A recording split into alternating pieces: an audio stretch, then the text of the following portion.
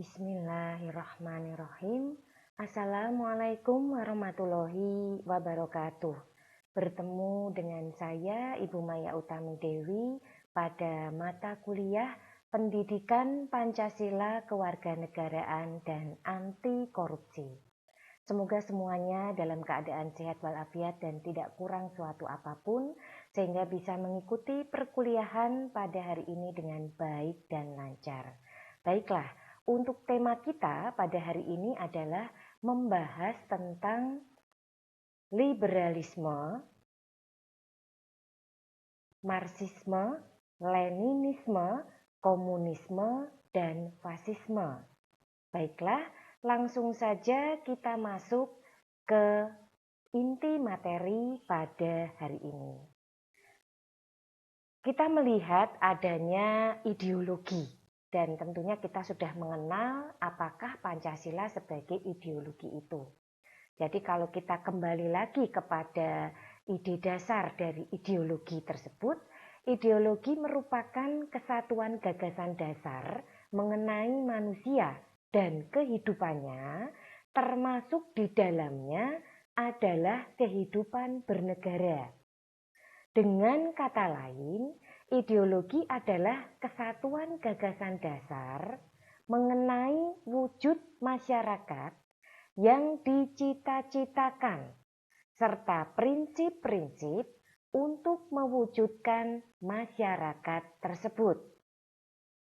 Dengan pemahaman seperti itu, dapatlah dikatakan bahwa setiap ideologi pasti akan memiliki gambaran mengenai wujud masyarakat yang dianggap baik, sehingga harus diupayakan pencapaiannya dengan sungguh-sungguh.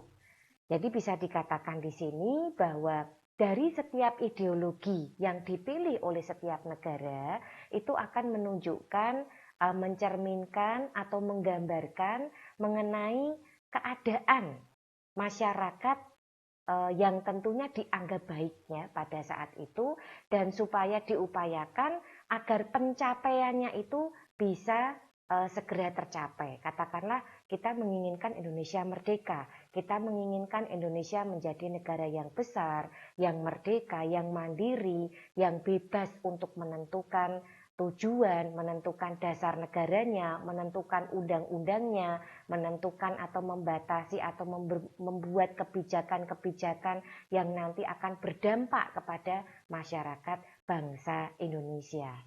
Nah, ini adalah pandangan mengenai ideologi. Kemudian, kehidupan suatu negara tidak dapat dilepaskan dari sebuah ideologi.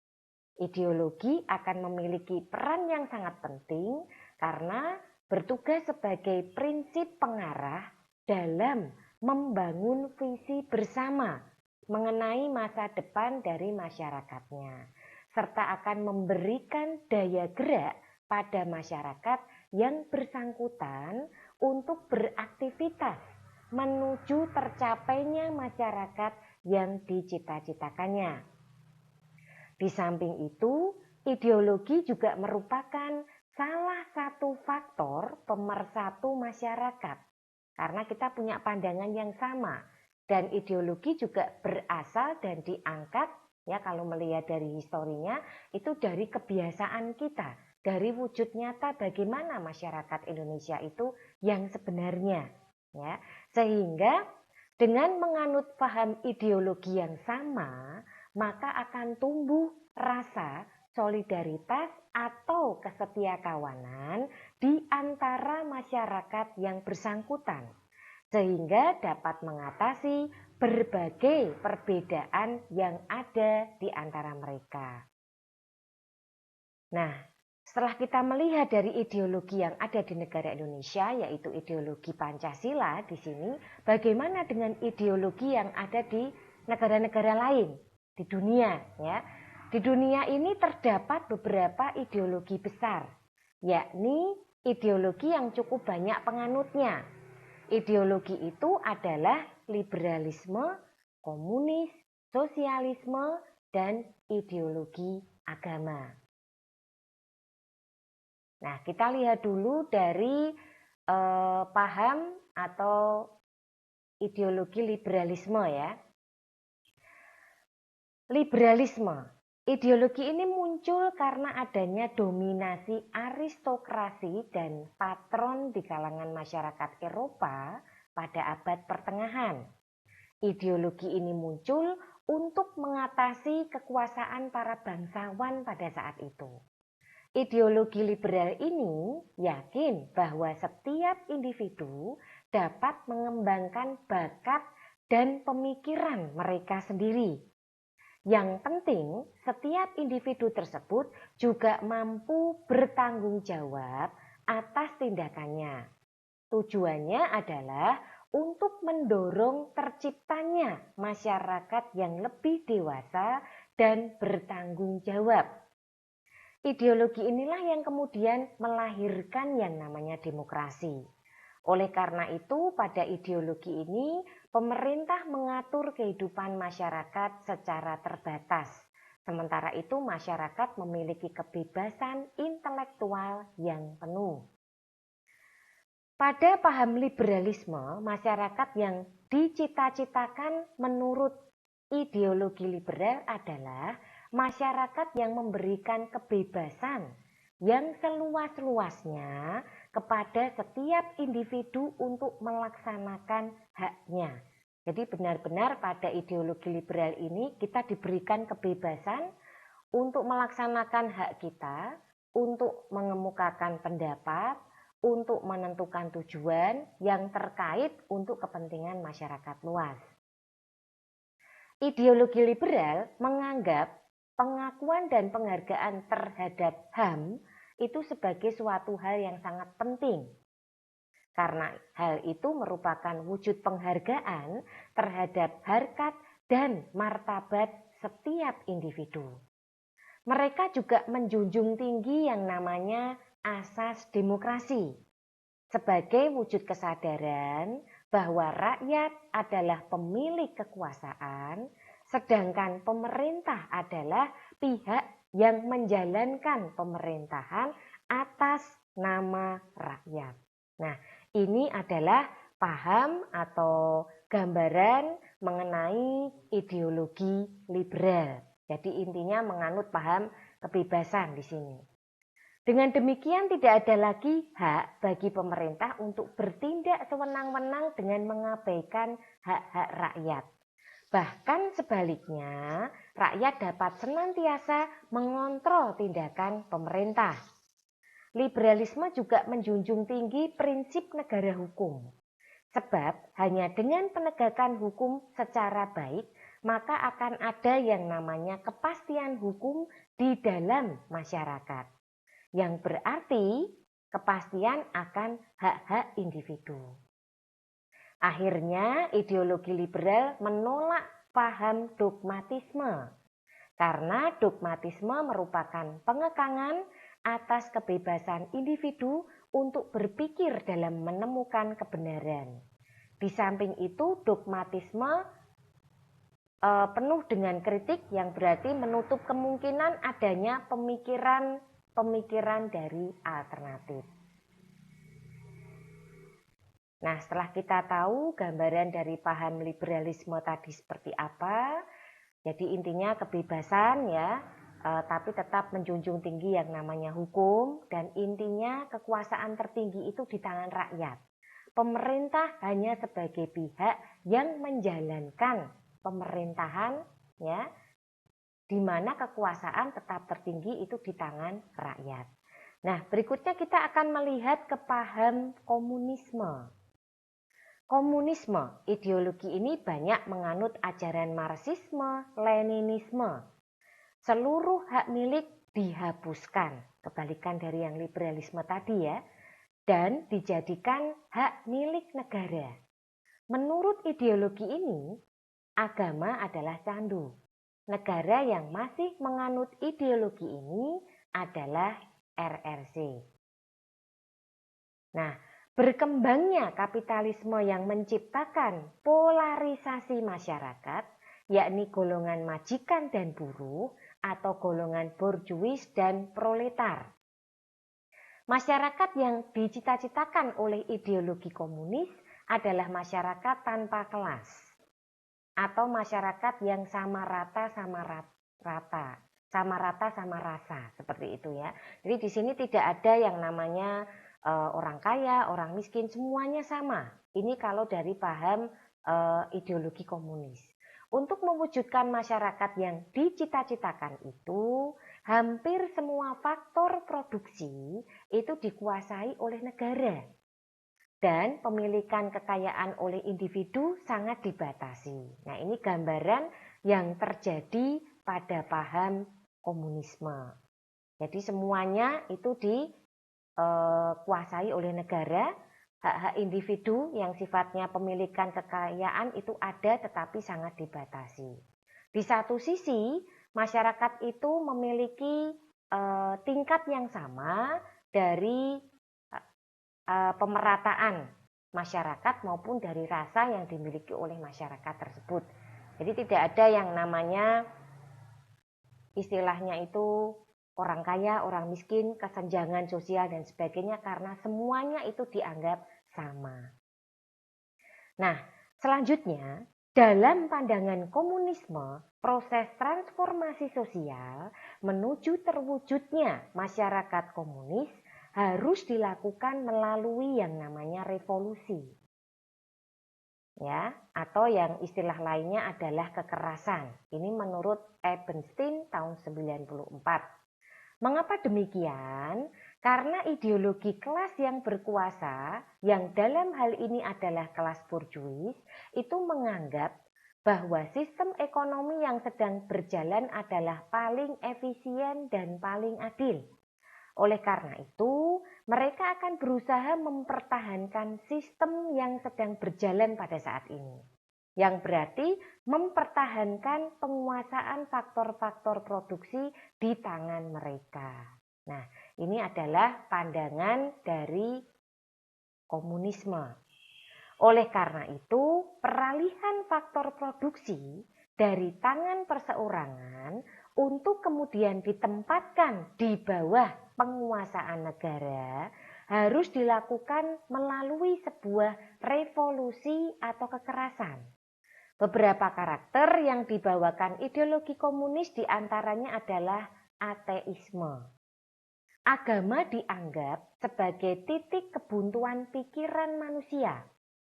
Agama memelihara kekolotan sehingga dipandang sebagai penghambat kemajuan. Ini menurut buku dari Darmo Diharjo tahun 83. Di samping itu, komunisme membawakan sifat dogmatisme yang berlebihan, menolak demokrasi, serta mengingkari hak asasi individu. Karena dalam pandangan komunis, hak-hak individu hampir tidak ada. Sedangkan yang ada adalah hak-hak kolektif atau komunal. Karena itu pula, hak milik perseorangan sangat dibatasi dan hampir semuanya dikuasai oleh negara. Itu tadi gambaran dari paham komunisme. Nah, berikutnya kita beralih ke paham sosialisme. Ideologi ini merupakan reaksi terhadap revolusi industri yang terjadi yang dipicu oleh adanya paham komunisme. Ideologi ini diharapkan dapat melahirkan masyarakat yang berpikir jernih dan memiliki kejelasan argumen. Hak milik pribadi dihapuskan dan dijadikan hak milik bersama atas sarana produksi. Paham ini banyak dianut oleh negara-negara Eropa Barat. Berikutnya adalah paham fasisme. Paham ini muncul karena ketakutan dari kelas menengah akan status sosial mereka. Kenapa bisa begitu? Dikarenakan oleh krisis ekonomi dan pergerakan kelas bawah. Jadi kelas menengah ini merasa terancam dengan adanya krisis ekonomi yang tentunya menimbulkan banyak demonstrasi, kemudian banyak tolakan-tolakan atau tindakan dari masyarakat bawah yang ingin meminta adanya keadilan, adanya peningkatan ekonomi, dan lain sebagainya. Kelas menengah ini merasa terjepit oleh perusahaan besar dan pergerakan buruh. Ya, ideologi ini menganut hierarki yang kaku dan otoriter. Selain itu, ideologi ini lebih mengutamakan kepentingan bangsa daripada kelas bawah. Maka tidak mengherankan penganut ideologi ini terkesan rasis. Saat krisis ekonomi dan demokrasi itu melemah, ideologi fasis ini dapat berkembang dengan cepat. Nah, ini gambaran pemahaman tentang paham fasisme, ya. Jadi latar belakangnya itu muncul karena adanya ketakutan pergerakan dari kelas bawah dan adanya krisis ekonomi. Nah, berikutnya sekarang kita akan melihat pada seorang tokoh yang bernama Karl Marx, ya, Karl Marxi tahun 1818 sampai 1883. Baik ideologi Marxisme, sosialisme maupun komunisme ini bermula dari yang namanya revolusi industri. Revolusi tersebut sangat mempengaruhi keadaan sosial, khususnya adalah kaum buruh.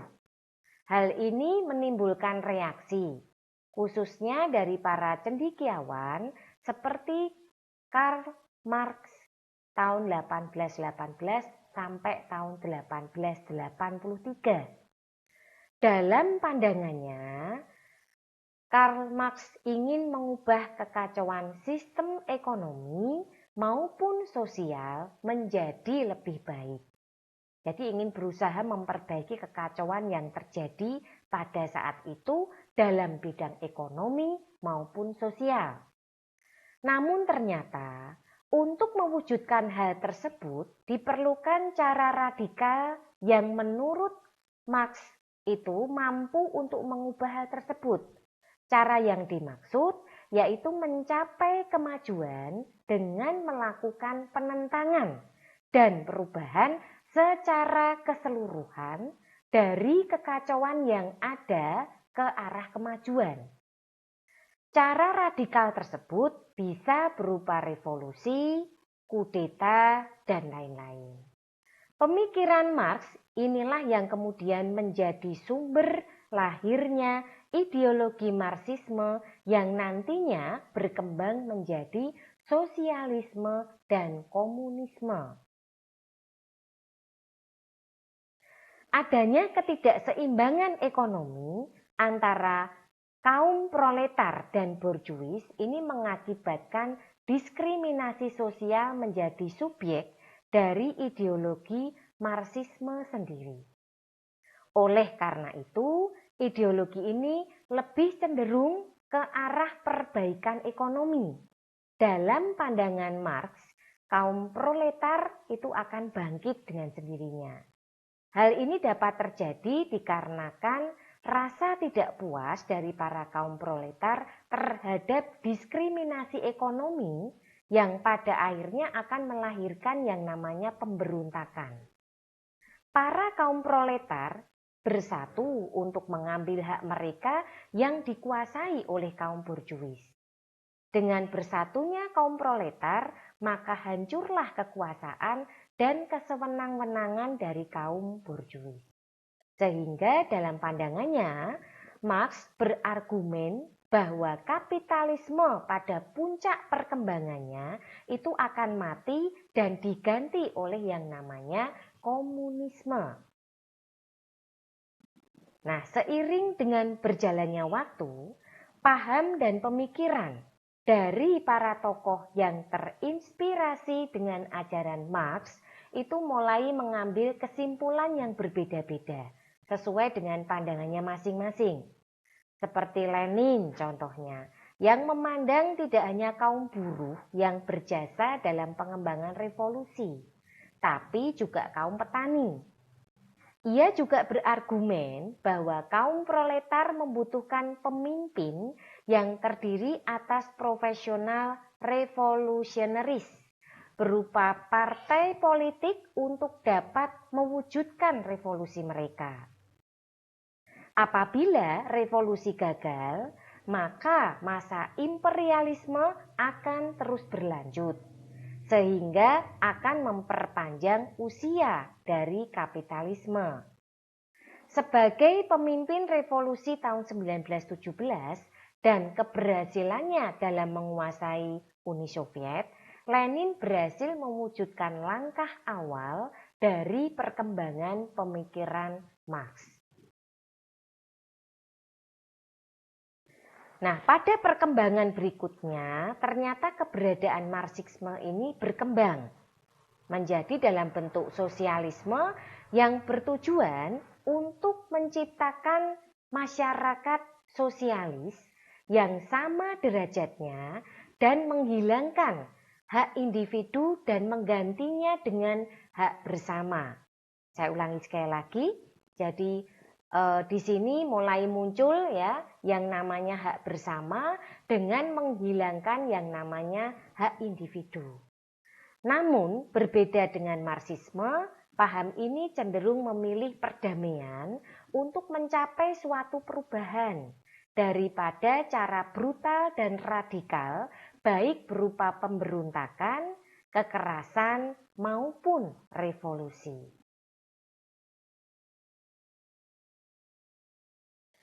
Dalam aspek sosial dan ekonomi, ternyata paham sosialis lebih jelas mengatur kondisi atau hal-hal tersebut.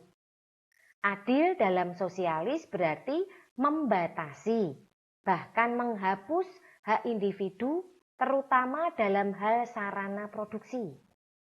Dengan mengganti hak milik atas sarana produksi menjadi milik bersama, maka ketimpangan distribusi kekayaan yang tidak terelakkan dari lembaga pemilikan pribadi di bawah kapitalisme itu dapat ditiadakan.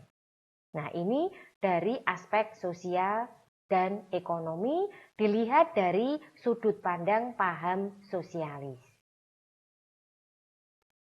Nah, sebagai pemimpin Uni Soviet, Stalin menonjolkan sikap otoriternya melebihi Lenin. Ia juga mengganti undang-undang yang tadinya lebih mengarah ke pribadi itu diarahkan ke masyarakat komunis. Dengan demikian, transformasi ke arah masyarakat komunis terrealisasikan secara resmi karena ada undang-undangnya, karena ada dasar hukumnya, karena ada jaminannya. Nah, dengan terwujudnya masyarakat komunis sebagaimana yang dicita-citakan oleh Marx, maka tidak ada lagi kelas sosial atau class society, di mana manusia dibebaskan dari keterikatannya kepada hak milik individu. Tidak akan ada lagi yang namanya eksploitasi. Tidak akan ada lagi yang namanya penindasan, serta paksaan dari kesewenang-wenangan kaum borjuis khususnya. Hal ini sesuai dengan konsep yang menjadi pemikiran Marx bahwa sesuatu yang lama akan digantikan oleh hal baru. Kekerasan akan diganti oleh kekerasan juga, atau istilahnya force is the midwife of a very old society pregnant with a new one. Nah, perbedaan utama antara sosialisme dan komunisme ini terletak pada sarana yang digunakan untuk mengubah kapitalis menjadi sosialisme. Jadi ini kita fokusnya pada sarana yang digunakan. Paham sosialis berkeyakinan perubahan kapitalis dapat dilakukan dengan cara damai dan demokratis. Paham ini juga mengutamakan perjuangan perbaikan nasib buruh secara bertahap dalam hal keikutsertaan dalam pemerintah yang belum seluruhnya menganut sistem sosialis.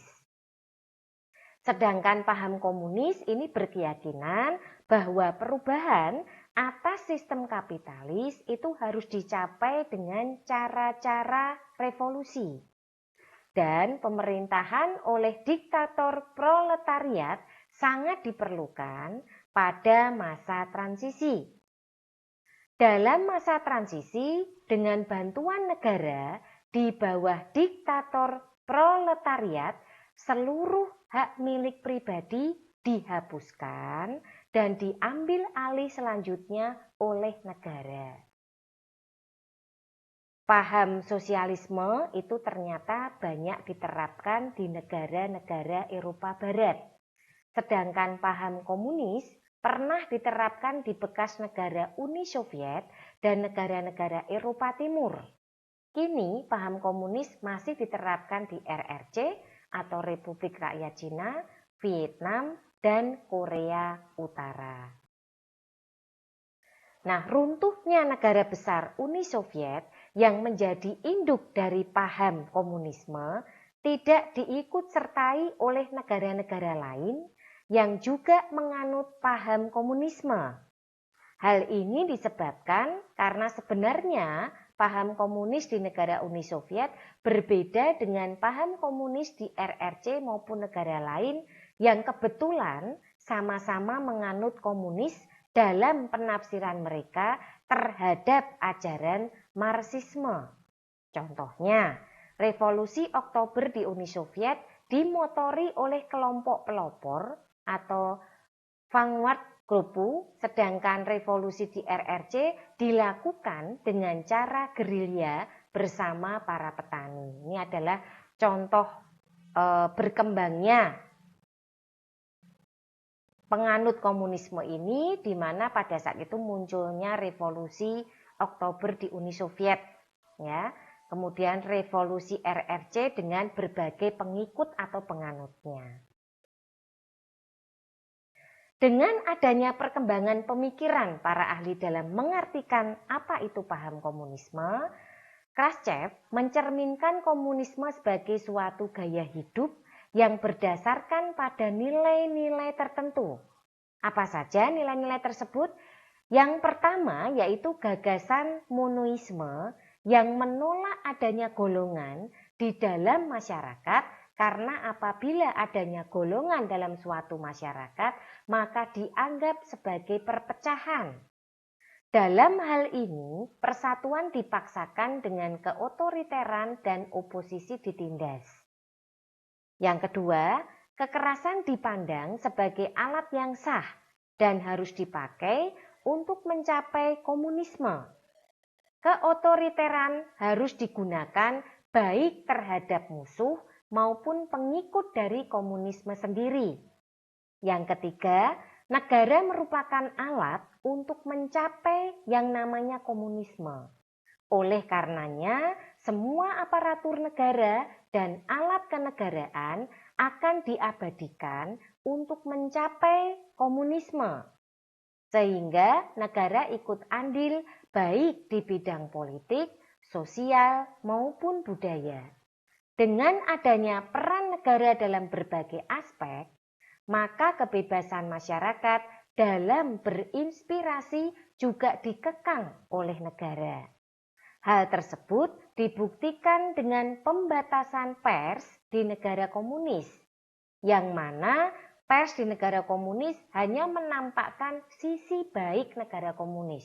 Untuk sisi jeleknya tidak pernah dibahas dan tidak pernah dipublikasikan. Nah, untuk mewujudkan nilai-nilai tersebut diperlukan juga beberapa hal, yaitu 1.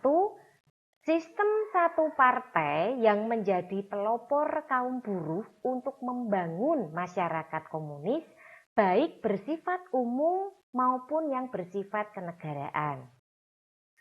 Yang kedua, secara formal komunis tidak begitu mementingkan ajaran trias politika, karena wewenang yang sebenarnya dipegang oleh partai komunis. Jadi fokusnya hanya pada wewenang saja. Bagaimana saya punya wewenang, bagaimana saya punya hak. Yang ketiga, adanya pemilikan umum yang bersifat rahasia dan tidak ada kemerdekaan politik di dalamnya. Selain itu, pencalonan didasarkan atas sistem calon tunggal untuk setiap kursi. di mana setiap calon harus ditetapkan oleh Partai Komunis. Pemilihan umum itu bukan berarti penunjukan kepengurusan yang baru. Akan tetapi untuk memperlihatkan kepedulian dan keikutsertaan rakyat dalam mendukung pemerintahan komunis. Nah, ini adalah hal-hal yang harus dilakukan supaya nilai-nilai yang kita inginkan itu bisa terwujud. Namun karena kegagalan ekonomi, peran kekuatan oposisi, kompetisi dengan negara barat, maka jangkauan wilayah yang cukup luas, ya, koreksi pada ajaran Marxisme, adanya krisis legitimasi, perkembangan revolusi, reaksi terhadap modernisasi, dan beberapa hal lainnya yang menyebabkan perubahan-perubahan drastis dalam sistem komunisme. Oleh karena banyaknya problematika yang tidak terbendung, maka keruntuhan ideologi besar ini tidak dapat terelakkan lagi. Yang berikutnya ada anarkisme. Selain paham Marxisme, sosialisme, dan komunisme, anarkisme yang juga menjadikan ajaran Marx sebagai titik tolak mempunyai pemahaman yang berbeda. Untuk menciptakan sistem yang terbebas dari ketimpangan ekonomi, perpecahan politik, dan diskriminasi sosial, paham anarkisme menghapus aturan-aturan yang mengikat pengikutnya. Para penganut anarkisme ingin menciptakan sistem yang bebas dari monopoli kekuasaan dan menciptakan perdamaian dan kebebasan yang tidak terikat dengan peraturan dan hukum yang dibuat oleh negara. Dapat dikatakan bahwa anarkisme merupakan sistem sosialis yang tidak ada keterikatan pemerintahan di dalamnya. Oke, dalam anarkisme sendiri ini terdapat pandangan yang berbeda untuk mengartikannya. Di antaranya anarkisme kolektif. Doktrin utamanya adalah penghapusan semua hal yang ada hubungannya dengan negara dan hak milik pribadi terhadap sarana produksi dan menolak hak milik kolektif oleh kelompok tertentu. Dalam proses produksi, para buruh harus dibayar sesuai dengan kualitas dan kuantitas kerja mereka dan sesuai dengan waktu, bukan berdasarkan keinginan dari orang yang mempekerjakan mereka. Yang kedua, anarkisme komunis. Dalam paham anarkisme komunis, semua individu bebas untuk mendapatkan hak milik atas sarana produksi sesuai dengan kebutuhannya. Menurut paham ini, semua manusia, baik individu maupun kelompok, berhak untuk bekerja sama dalam produksi dan berhak memenuhi kebutuhannya berdasarkan keinginan mereka sendiri. Yang ketiga, anarkis sindikalisme. Secara umum, prinsip yang digunakan adalah solidaritas pekerja atau workers solidarity. Aksi langsung atau direct action dan manajemen mandiri butuh atau worker self management. Yang keempat yaitu anarkisme individualisme. Paham ini cenderung pada aspek kebebasan individu. Paham ini sedikit banyak juga akan dipengaruhi oleh yang namanya liberalisme. Sehingga selain anarkisme individualisme juga dikenal sebagai anarkisme liberal. Namun dikarenakan ajaran ini menekankan bahwa setiap manusia pada dasarnya baik, suatu sistem kehidupan dapat terlaksana dengan baik tanpa harus ada kekerasan, penindasan, dan otoriter. Oleh karenanya, keinginan tersebut tidak dapat terwujud karena tidak ada manusia yang sempurna dan setiap sesuatu yang positif pasti ada negatifnya dalam diri manusia. Nah, berikutnya adalah fasisme. Meskipun fasisme tidak jauh berbeda dengan komunisme, namun tidak memiliki pernyataan otoritatif seperti prinsip yang dimiliki komunisme. Apalagi tidak ada negara saat ini yang mengarah pada konspirasi dunia fasis. Selama rezim Nazi tahun 1933 sampai 1945, Jerman adalah yang paling kuat dari negara-negara fasis. Dan dunia fasisme sebagian besar diarahkan, dibiayai, dan dihasilkan oleh pola pikir dan kekayaan Jerman. Sejak kekalahan fasis yaitu Jerman, Italia, dan Jepang di Perang Dunia Kedua, belum ada gambaran negara fasis yang lebih besar dari itu. Baiklah, itu tadi materi mengenai beberapa ideologi atau paham yang ada di negara-negara lain di dunia yang bisa kita pelajari bersama. Selanjutnya, untuk lebih memahami dan untuk melihat apakah materi yang diberikan ini sudah bisa dipahami atau belum, kita akan melihat pada kuis untuk hari ini. Ada 2 pertanyaan. Yang pertama, apa yang Anda pahami tentang paham liberalisme, paham komunisme, dan sosialisme? Yang kedua, apakah yang dimaksud anarkisme dan fasisme? Baiklah, kira-kira itu dulu yang bisa Bu Maya sampaikan pada kesempatan hari ini. Mohon maaf jika dalam penyampaian ada hal yang kurang berkenan. Akhir kata, saya undur diri dulu. Wassalamualaikum warahmatullahi wabarakatuh.